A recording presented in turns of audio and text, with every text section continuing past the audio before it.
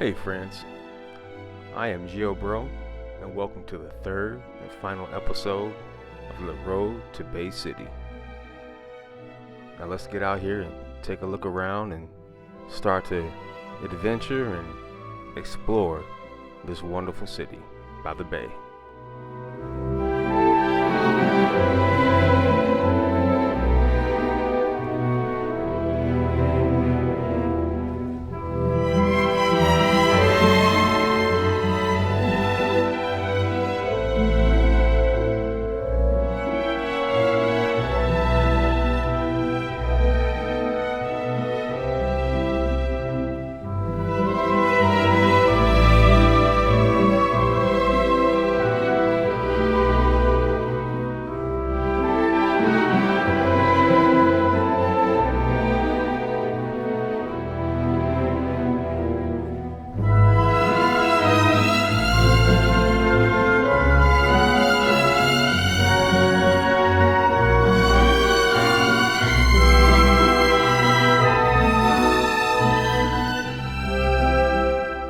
Let's get into some of the history of Bay City.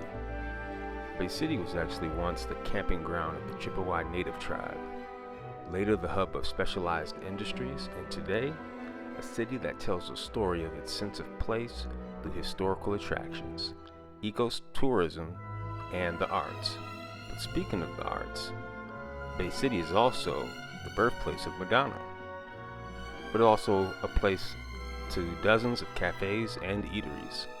Situated near the mouth of the Saginaw River, which joins the Saginaw Bay, Lake Huron, and the Great Lakes Waterway, Bay City continues to be an important center of commerce.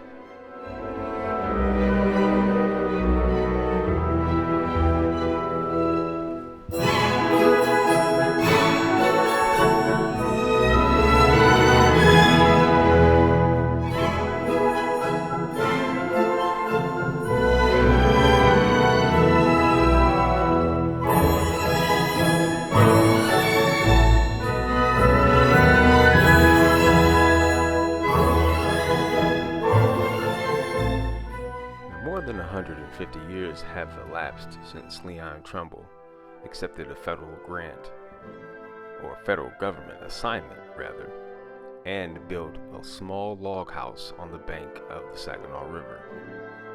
Leon made at least one mistake though. He turned down an offer to trade a horse for a section of land, which he considered an uninhabitable swamp. Who would have thought that Bay City would someday encompass all of the section offered to Mr. Trumbull and more? In 1835, Trumbull's nephews Joseph and Medora built the first frame house in Bay City, which also served as a trading post, thereby qualifying these gentlemen as Bay City's first businessmen.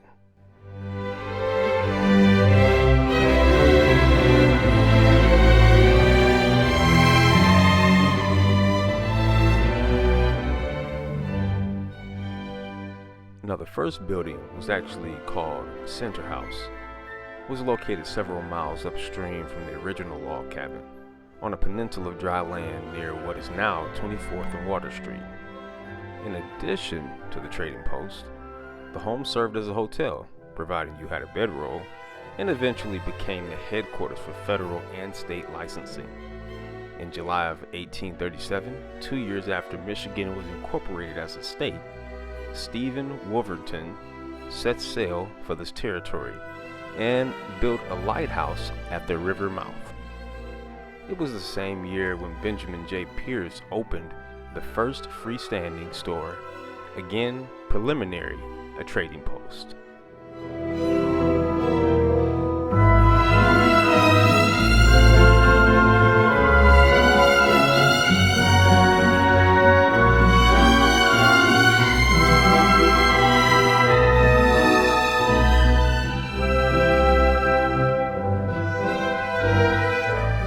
Bay City, nestled in the Saginaw Valley, was in those days located in the midst of a fruitful pine forest. It was the cutting of those pines and other trees that crowned the area lumber capital of the world. The actual year was 1844, in which the lumber industry has its start in Bay County, when a mill was constructed at the mouth of Kuskokwim River. In the following years, lumbering became a boom industry by the time that the Sage Mill was erected in 1865. In one period, at the height of the lumbering activity, more than 50 mills were active in Bay City area.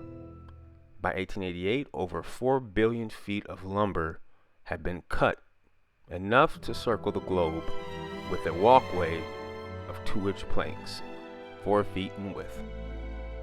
It was in 1850, the salt basin which underlies the area was tapped, and this too progressed just as the lumber business had.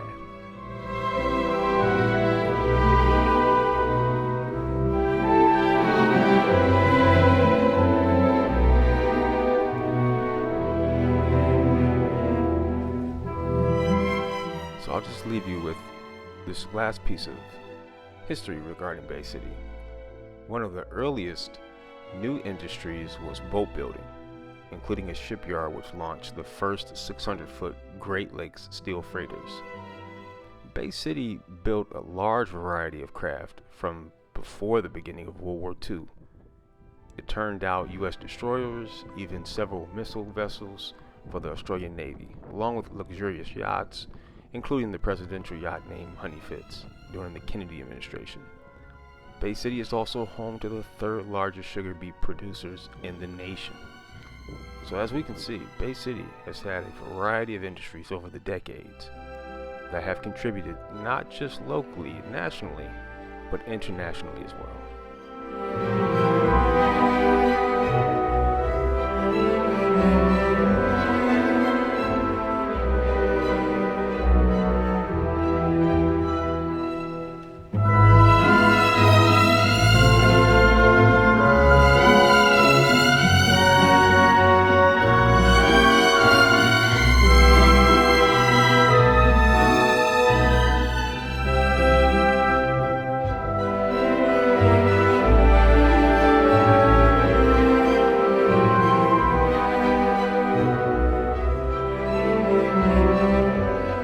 Well, friends, we have come to the end of this road, the road to the Bay City. I hope you have enjoyed our adventures together. Please remember to like, comment, and subscribe. It always helps to get the video out there.